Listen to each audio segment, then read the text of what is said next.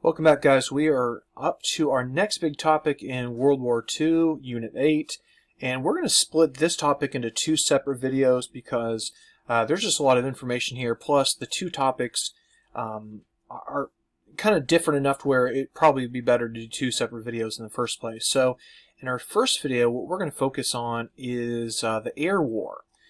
This is something kind of new because we haven't really looked at air war as a full-fledged thing. I know we talked obviously about the use of airplanes in World War I, but nothing to this extent like we're going to see in World War II. And then in the second video, we're going to cover what's known as the home front, how civilians are being affected by the war, and we're going to focus heavily on the United States in that context. So let's get into this topic and talk a little bit about the air war first, and then, as I said, in the second video, we'll focus on the home front. So let's talk about what strategic bombing is and how it was used against Germany and Japan by the Allies. So air power can be basically divided into two categories. One is tactical bombing. Tactical bombing means blowing something up on the battlefield. So maybe soldiers are heading into an area and they have to call in an airstrike to blow something up. That's tactical bombing. Strategic bombing is something different. Strategic bombing involves heavy bombers that travel long distances, fly over the enemy territory, usually the enemy heartland, and drop bombs not on specific battlefield targets, but other strategic targets. So we're going to go through some examples of what those are. Now, we've already seen an example of strategic bombing in this unit. I just didn't use that term when we covered it, and that was the Battle of Britain. During the Blitz, Germany used its air power to bomb British cities, also airfields and aircraft factories, and this was an attempt to basically bomb Britain into submission. So again, we've already seen an example of what strategic bombing looks like in the real world. And this is something that the Germans, the British, and the Americans are all going to use during World War II in terms of a tactic. So what strategic bombing is where you target an enemy's economy and civilian production to weaken its ability to continue fighting.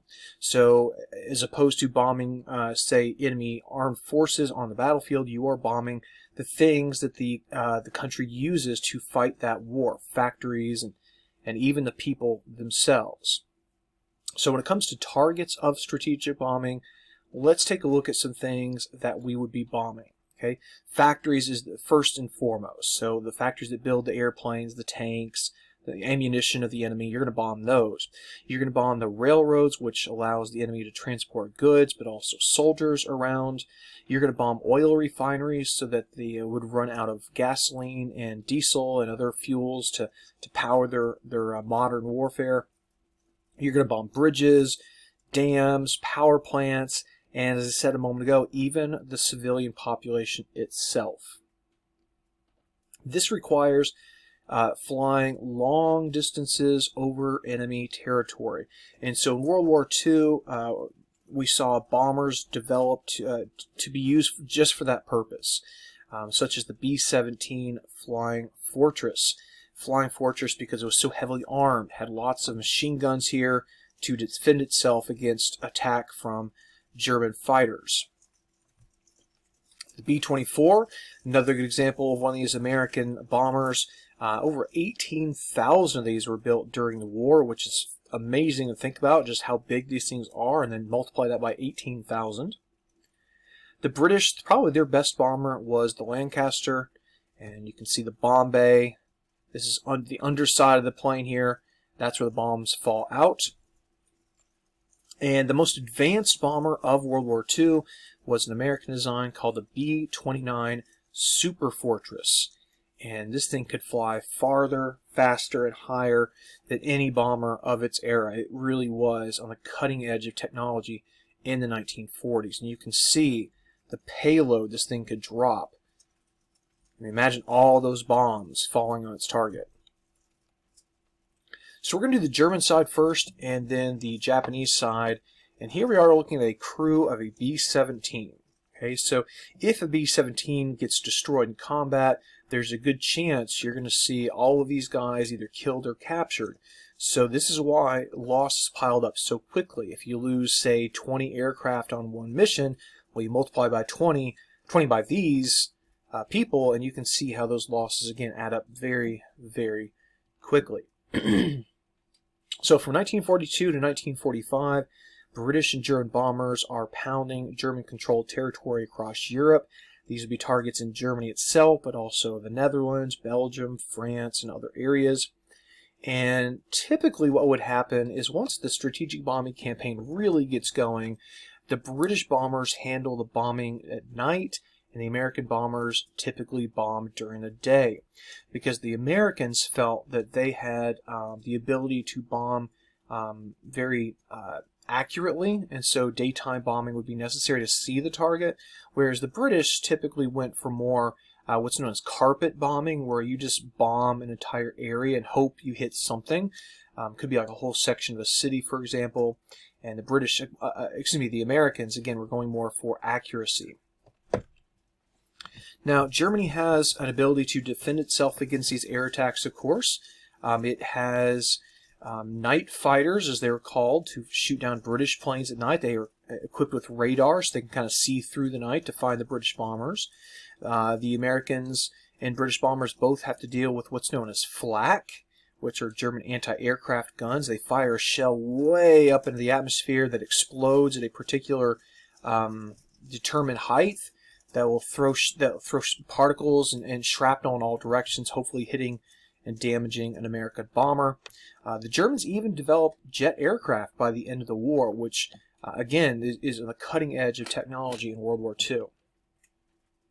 So you can see the effect flak has. Again, flak are those explosives going off. The Germans are firing up to the sky. They blow up. That's what these little black puffs are. And it can do some serious, serious damage to the American aircraft. And the thing is, bombers, they can shoot back at enemy fighters, but there's not much you can do about enemy flak. You just have to sit and take it. Here's a really interesting artifact from World War II. This was one of the American members of one of these bomber crews. He was carrying a sidearm, this Colt pistol, and you can see it's been damaged. It's been damaged by a big chunk of flak. So one of these explosions threw that metal, and it struck, thankfully, the gun and not the person who was carrying it.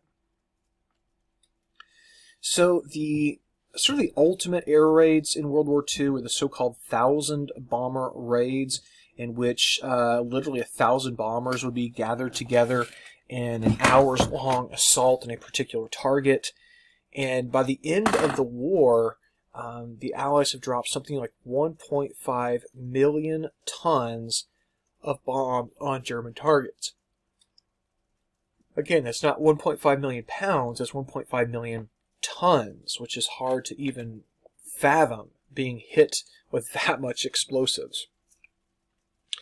A famous, or perhaps maybe better way of saying infamous, one of these raids took place in February of 1945 as the war was starting to wind down, just a couple months before the German surrender, in which British and American bombers firebombed a city called Dresden in Germany.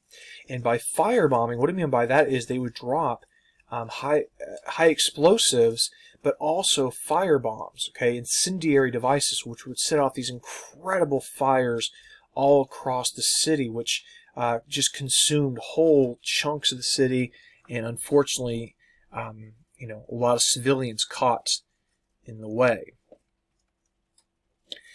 Now, if one of the goals of strategic bombing is to break the enemy's morale and their will to resist, does that happen? That's the question. Does the German will to resist break as a result of these bombing campaigns? And the answer is no. It never does. The Germans continue fighting to the final days, but it's the ground war, not the air war, that stops the German war effort. However, while it doesn't destroy the German morale, it does greatly weaken their ability to produce airplanes, fuel, tanks, ammunition to replace their losses on the battlefield, and ultimately destroy Hitler's air force, the vaunted Luftwaffe, which had helped Hitler build his empire early in the war. It will come crashing down as it just can't live up to the pressure being attacked by the by the British and the Americans at the same time.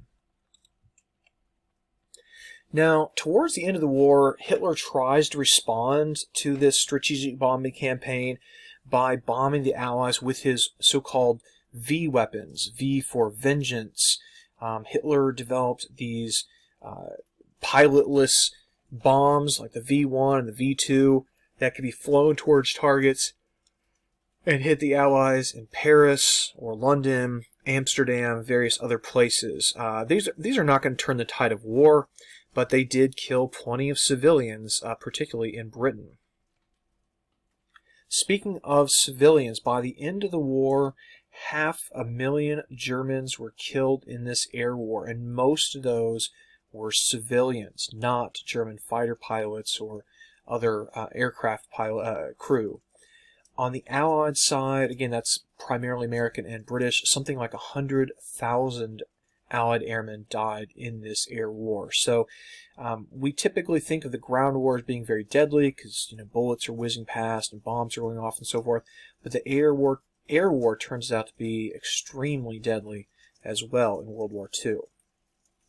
Again, let me show you a good example of what I mean by destruction to these German cities. So if you go to Berlin today, there's a hill in Berlin that's nicknamed Teufelsberg, or the Devil's Mountain. And what this hill did not exist before World War II. It exists today because of all the rubble that had to be cleared out from this destroyed city. A lot of that was piled into these big chunks, and basically nature has taken its course, and now you have a hill. And so what that hill really represents is the destruction of Berlin. Here's another one of these big hills in Germany. Again, all this is rubble from the war, and this is outside of Munich, Germany. Here's a church that was damaged in World War II that has not been repaired purposely. They wanted to keep it as a memorial, so they have built a new church. Okay, but the old clock tower, bell tower, was left in its destructed state, just to show future generations of Germans, we should not be thinking about going to war. War leads to this. And with millions of tons of bombs dropped on German targets, some of these bombs did not explode, and these things still turn up today. I mean, this is, in the 2020s now, right? We've gone back 80 plus years now when it comes to some of these bombs, and yet they're still being found, particularly when they're doing construction work in German cities, and they have to be disposed of properly and safely. Otherwise, they could, in fact, go off and kill people even in the present day. All right, now let's look at the air war over Japan, and let's think about the two countries, Germany or Japan. Which one would be better suited to defend against Allied bombers? And the answer is Germany. Okay, Japan, its air defenses were not anywhere near as sophisticated or well developed as the German air defenses. So the strategic bombing campaign against Japan is going to turn out a little bit different than it does against Germany. Now, the strategic bombing campaign against Japan gets started later because to get within range of the Japanese home islands, we had to capture territory and fight our way across the Pacific. But by the time we get to 1944, we are bombing Japanese factories and cities in tremendous amounts. Incendiary bombs, I mentioned this earlier, they are fire bombs.